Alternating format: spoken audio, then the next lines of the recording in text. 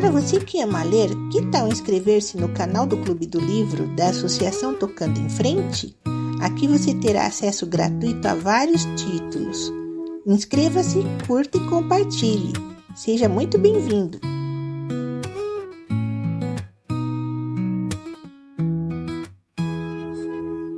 A Moreninha, capítulo 17. Foram buscar lã e saíram tosquiadas. Se houve alguém que quisesse servir a Dona Quinquina, ou se foi ela mesma quem pôs a carta anônima no bolso da jaqueta de Augusto, é coisa que pouco interesse dá. O certo é que o estudante, indo tirar o lenço para assoar-se, achou-o interessante escritinho. Então correu logo para um lugar solitário e só depois de devorar o convite sem assinatura foi que lembrou-se que ainda não se havia assoado e que o pingo estava cai não cai na ponta do nariz. Enfim, ainda com o lenço acudiu a tempo e depois entendeu que, para melhor decidir o que lhe cumpria fazer naquela conjuntura, deveria avivar o cérebro sorvendo uma boa pitada de rapé. Portanto, lançou mão ao segundo bolso de sua jaqueta e eis que lhe sai com a caixa do Bom Princesa um outro escritinho como o primeiro. Bravo! Exclamou o nosso estudante. Temíveis mãozinhas seriam estas se dessem ao exercício não de encher, mas de vazar as algibeiras da gente. E sem mais dizer, abriu e leu o escrito. Senhor, uma moça que nem é bonita nem namorada, mas que quer interessar-se por vós, entende dever prevenir-vos que no banco de relva da gruta não achareis ao amanhecer uma incógnita, porém sim conhecidas, que pretendem zombar de vós, porque esta mesma noite jurastes amar a cada uma delas em particular. Não procureis adivinhar quem vos escreve, porque apesar de ser vossa amiga, serei por agora uma incógnita. Muito bonito, disse Augusto beijando o bilhete. Estou exatamente representando um papel de romance, mas quem sabe se ainda acharei mais cartas?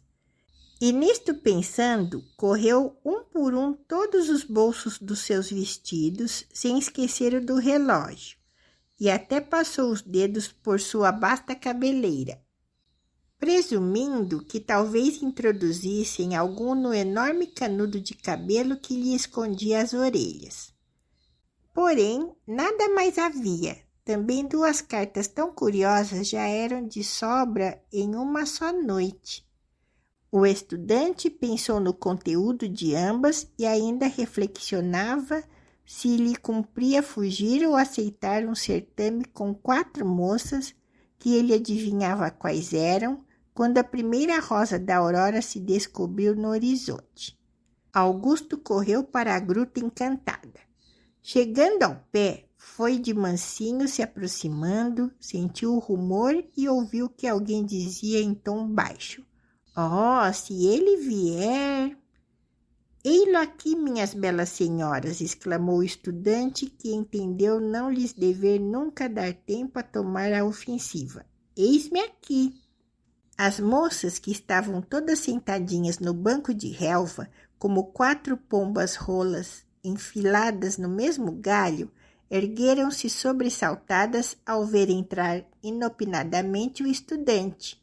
Era isso mesmo que ele queria, pois continuou: "As senhoras veem que acudi de pronto ao honroso convite e que me entusiasmo vendo 4 auroras em vez de uma só. Belo amanhecer é este, sem dúvida, mas, exposto ao fogo abrasador de 8 olhos brilhantes, eu me sinto arder, juro que tenho sede. Eis ali uma fonte.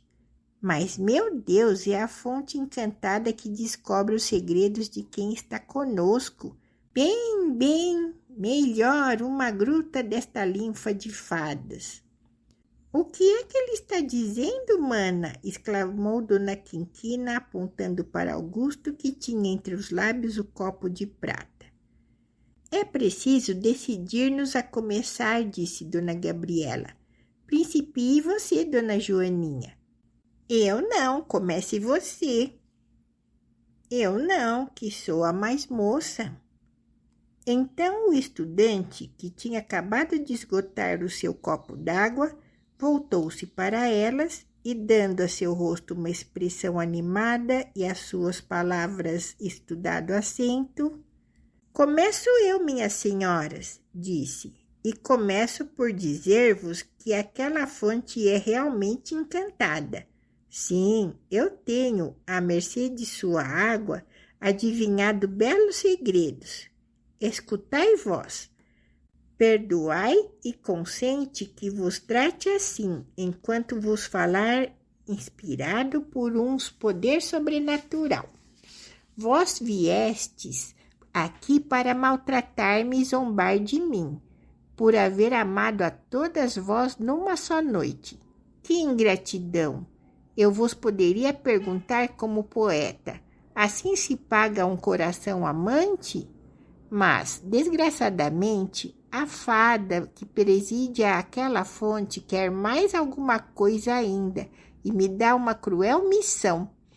Ordena-me que eu diga a cada uma de vós, em particular, algum segredo do fundo de vossos corações, para melhor provar os seus encantamentos. Pois bem, é preciso obedecer. Qual de vós quer ser a primeira? Eu não ouso falar alto, porque pelo jardim talvez estejam passeando alguns profanos. Qual de vós quer ser a primeira? Nenhuma se moveu.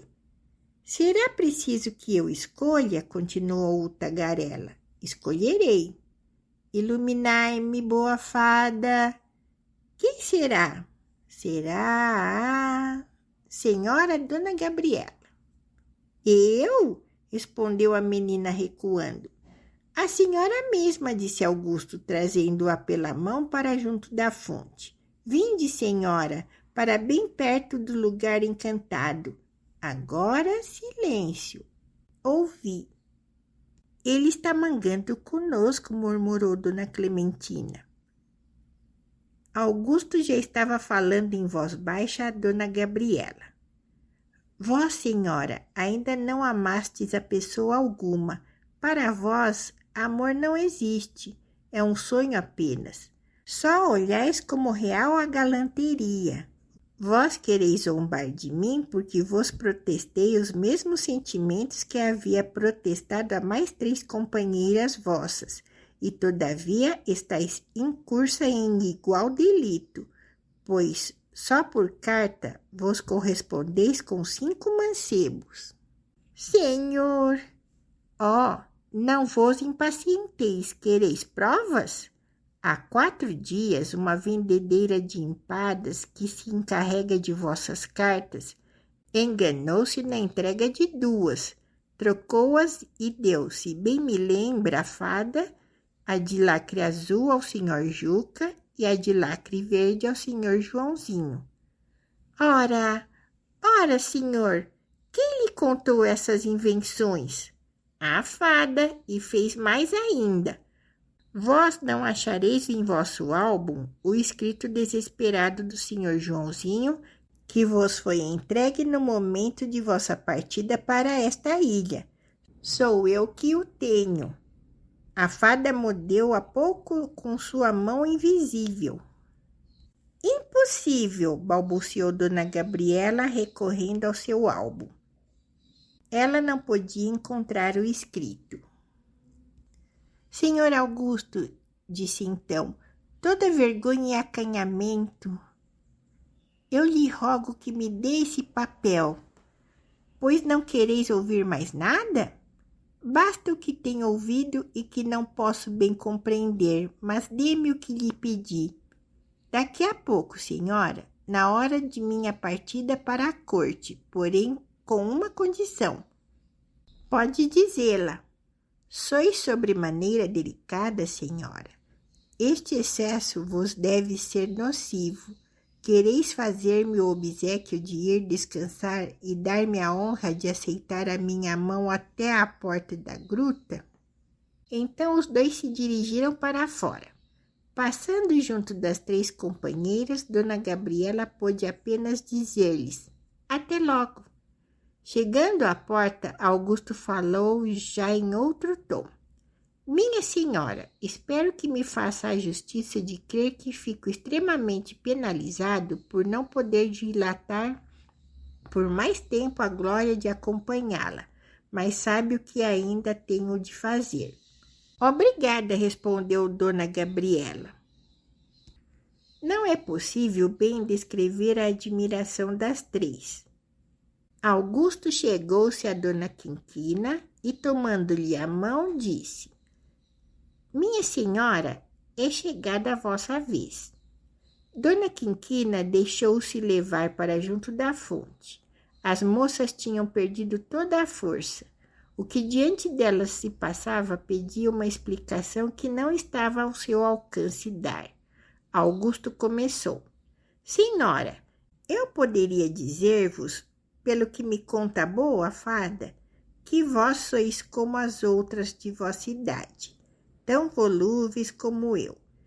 Mas para tal saber não precisava eu beber da água encantada. Podia também gastar meia hora em falar-vos do vosso galanteio com um tenente da Guarda Nacional por nome Gusmão. Senhor! Por nome Gusmão, que leva o seu despotismo amoroso ao ponto de exigir que não valseis, que não tomeis sorvete, que não deis Dominus tecum quando ao pé de vós espirrar algum moço, e que não vos riais quando ele estiver sério. Quem lhe disse isso, senhor? A fada, senhora. E ainda me disse mais. Por exemplo, contou-me que no baile desta noite, passeando com o velho militar, vós recebestes da mão dele um lindo cravo e a seus olhos o escondestes com gesto apaixonado no palpitante seio. Mas daí a 1/4 de hora, essa mesma flor, tão ternamente aceita, deveria ir parar no bolso de um belo jovem chamado Lúcio, se acaso não fosse roubada pela fada que preside esta fonte. Eu não entendo nada do que o senhor está dizendo. Isso não é comigo.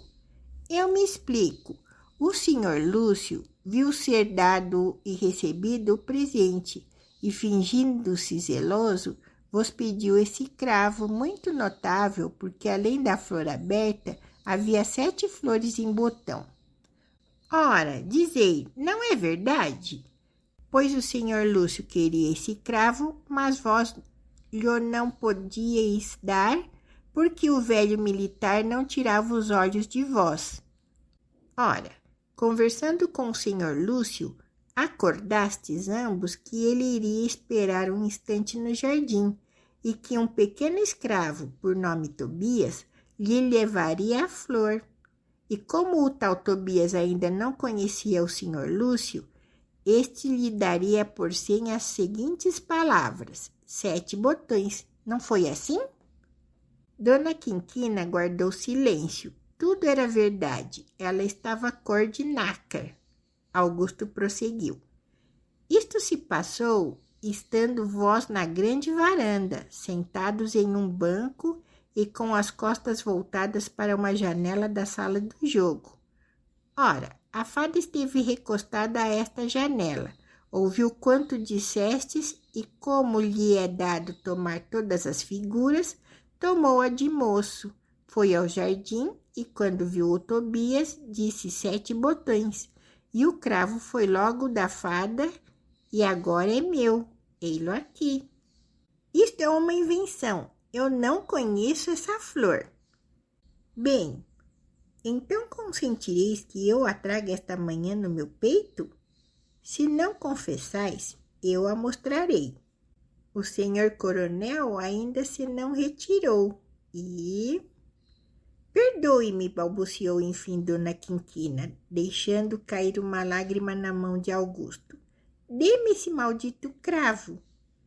Eu vô-lo darei na hora de minha partida, senhora, porém ouvi mais.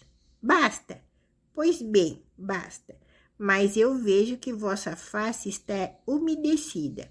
Seria uma lágrima se o relento da noite não molhasse também a rosa. Quereis descansar, sem dúvida. Poderei gozar o prazer de conduzir-vos até a porta da gruta? Sim, senhor. 2 guerreiras tinham sido batidas. Só a curiosidade retinha as outras. Augusto se chegou para elas e falou com Dona Clementina. Agora nós, senhora.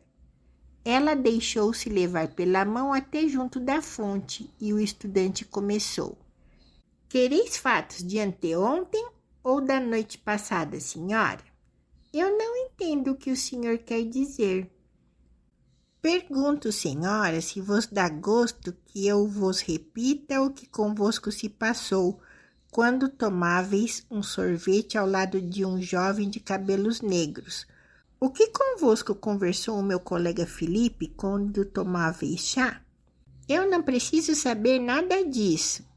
Então, dir-vos-ei o que mais vos interessa. Sossegarei mesmo os vossos cuidados e os do senhor Felipe a respeito da perda de certo objeto. Senhor Augusto? Senhora, foi a fada desta misteriosa fonte quem vos roubou um precioso embrulho que continha uma trança de vossos cabelos e que deveria ser achado embaixo da 4ª roseira da rua que vai ter ao Caramanchão. E essa trança para hoje em minhas mãos. Ei-la aqui. Oh, Dema, não preferis antes que eu a entregue ao feliz para quem a destináveis? Não, eu lhe peço que m'a dê. Eu estou pronto a obedecer-vos, senhora, mas só na hora de minha partida. Vós 4 queríeis zombar de mim? Não concebo até onde iria a vossa vingança. Preciso de reféns que assegurem a paz entre nós. Estes são meus. Quereis saber mais alguma coisa? Eu já sei que o senhor sabe demais. Então, quer como as 2 primeiras oferecer-me a mão e obrigar-me a desamparar o campo? Venceu, senhor. E sou eu que lhe peço que me acompanhe até a porta da gruta. Estou pronto, senhora, para servir-vos em tudo. Só restava Dona Joaninha, era a vez dela. Eu vos deixei para o fim, disse Augusto, porque a vós é que eu mais admiro, porque vós sois exatamente a única dentre elas que tem amado melhor e que mais infeliz tem sido. Eu vos explicarei isto. Sois, todavia, um pouco excessiva em exigências. Que quer dizer, senhor Augusto? Que quereis muito quando ordenais a um estudante que vos escreva 4 vezes por semana, pelo menos, que passe por defronte de vossa casa 4 vezes por dia, que vá a miúdo ao teatro, aos bailes que frequentais, e até que não fume charutos de Havana nem de Manilha, por ser falta de patriotismo. Quem lhe disse isso, senhor? A fada, senhora, que sabe que amais a um moço, a quem dais a honra de chamar querido primo. É uma vil traição. Exatamente diz o mesmo a nossa boa fada, e ainda mais, senhora.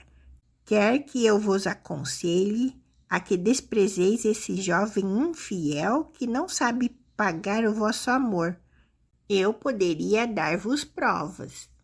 Não as tenho eu bastante, exclamou Dona Joaninha com sentimento, quando lhe ouço repetir o que deveria ser sabido dele e de mim somente? Augusto ia falar, ela o interrompeu. Senhor, eu agradeço o benefício que recebi. O senhor quis zombar de mim como das outras, mas não o fez. Ao contrário, atalhou em princípio uma grande enfermidade que talvez fosse daqui a pouco tempo incurável. Eu galanteio também às vezes, porém sei amar até o extremo. Adeus, senhor. Eu posso apenas agradecer-lhe dizendo que tenho tanta confiança na sua discrição e no seu caráter que nem mesmo lhe recomendo o cuidado do meu segredo. Dona Joaninha ia deixar a gruta. Augusto lhe ofereceu o braço. Agradecida, disse ela. Permita que eu entre só em casa. Augusto ficou só. Esteve alguns momentos lembrando-se da cena que achava de ter lugar. Finalmente disse, soltando uma risadinha. Vieram buscar lã e saíram tosquiadas. E já estava para pôr o pé fora da gruta, quando uma voz branda e sonora o suspendeu, dizendo: Agora, senhor Augusto, é chegada a sua vez. A Moreninha, informações e vocabulário referentes aos capítulos 12 a 17. Capítulo 16. Um sarau é o bocado mais delicioso. Sarau era um espaço de encontro da jovem elite na casa de alguém, onde se criavam situações românticas ou de flerte.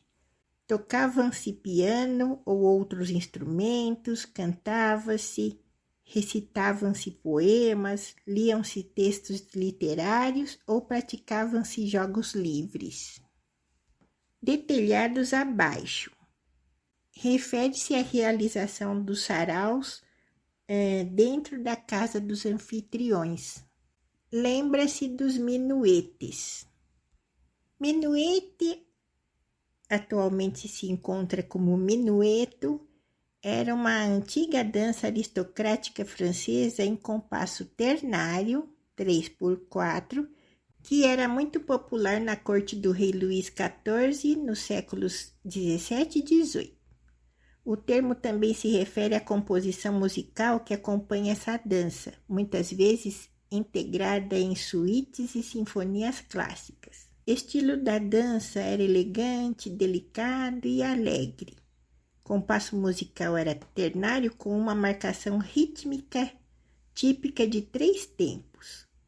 Era um movimento comum em suítes barrocas e nas sinfônicas clássicas, muitas vezes em forma de minueto e trio. E alguns compositores famosos eram Bach e Handel, que usavam a forma do minueto em suas obras. Cantando suave cavatina, cantando uma canção curta e melodiosa, por entre os quais surge, por entre os quais emerge, vem à tona, nasce. Bravíssimo, inopinado. Bravíssimo era um tipo de elogio que se realizava após uma apresentação de teatro, uma apresentação musical. Inopinado, repentino. Desafinando um sustenido. Desafinando a nota que deveria ser elevada em semitom ou meio tom, resultando em um som ligeiramente mais agudo. Ali vê-se um ataviado dandy. Dandy é um indivíduo com elegância e requinte, que veste e se comporta com afeição e delicadeza. Pensar pelos pés e falar pelos olhos. Significa que os sentimentos e as ações estão completamente alinhados e se manifestam de forma profunda e inseparável. Inúmeros batéis conduziram da corte para a ilha, inúmeras embarcações. Com aturado empenho, com grande dedicação, mas é uma dedicação que exige muito tempo, é demorado, cansativo, mas persistente. Produziu com tanto estudo seu tocador.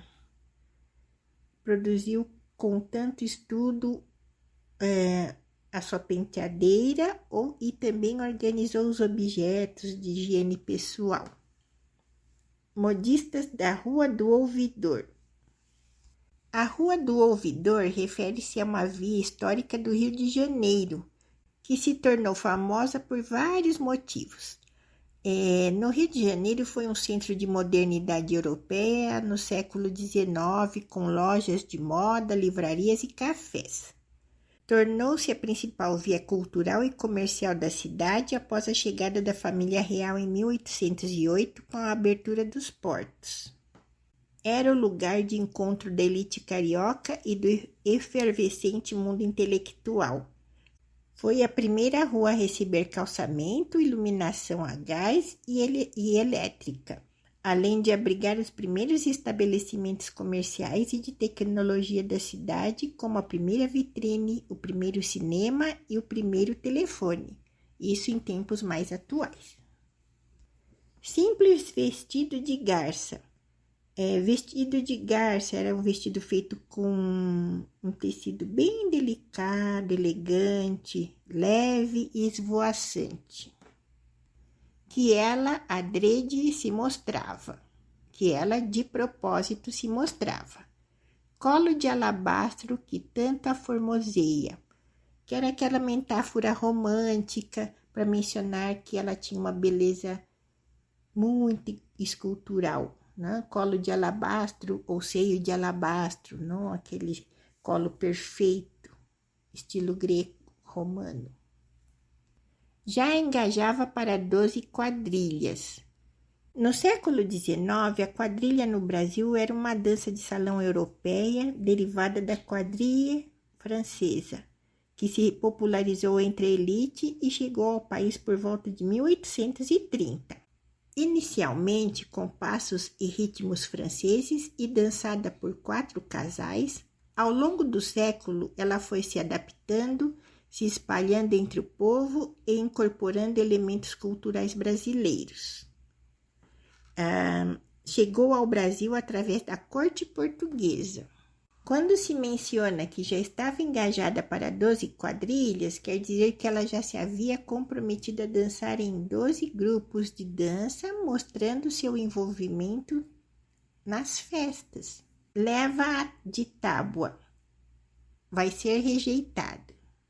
Levaram todo o tempo a endireitar toucas.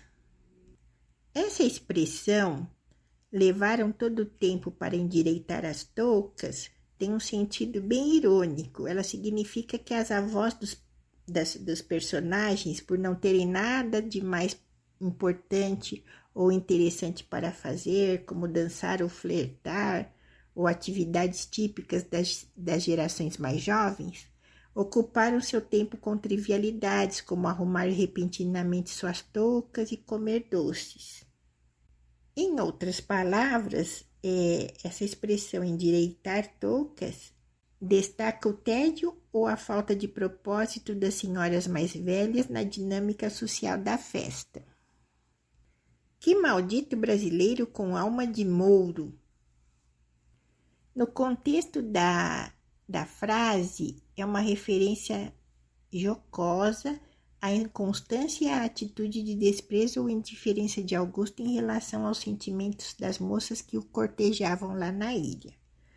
Sobre alma de mouro, historicamente, a figura do mouro, originariamente muçulmanos da Península Ibérica, foi frequentemente associada na cultura popular portuguesa e brasileira a traços como astúcia, teimosia, inconstância nos afetos ou mesmo a uma certa altivez e desprezo. Nesse sentido, a expressão é usada pelas personagens femininas para criticar a atitude de Augusto, que as estava ignorando ou tratando com desdém naquele momento, como se estivesse a desprezar os seus avanços ou a ser infiel em termos de atenção social e cortejo. Maldito brasileiro reforça essa irritação. Desafiar-lhe os requebros, desafiar-lhe os galanteios, à mercê de um doce resfolegar, à mercê de um doce descanso. Capítulo 17. Mas de vazar as algibeiras da gente, vazar os bolsos da gente. Uma gota desta linfa de fadas. Esta expressão tem 2 significados. Num sentido literal, é uma bebida que era servida em um copo de prata durante uma festa. E no seu sentido figurado, que tem tudo a ver com a moreninha, é um elemento mágico que na brincadeira dos personagens teria a capacidade de desvendar os segredos do coração e do amor. Estais incursa em igual delito, estais comprometida, envolvida. Livro A Moreninha, perguntas referentes aos capítulos 12 a 17. Por que a carta que Dona Gabriela deixa cair desperta a atenção de Augusto? Comente. Livro A Moreninha, perguntas referentes aos capítulos 12 a 17. Segunda pergunta. Comente qual é o principal conflito interno vivido por Augusto nos capítulos 14 e 15. Livro A Moreninha, perguntas referentes aos capítulos 12 a 17. Terceira pergunta. Como os amigos de Augusto contribuem para a atmosfera do sarau e como isso interfere no comportamento do personagem? Livro A Moreninha, perguntas referentes aos capítulos 12 a 17. Quarta pergunta. Comente sobre o que trata o capítulo 17 quanto ao título Foram buscar lã e saíram tosquiadas.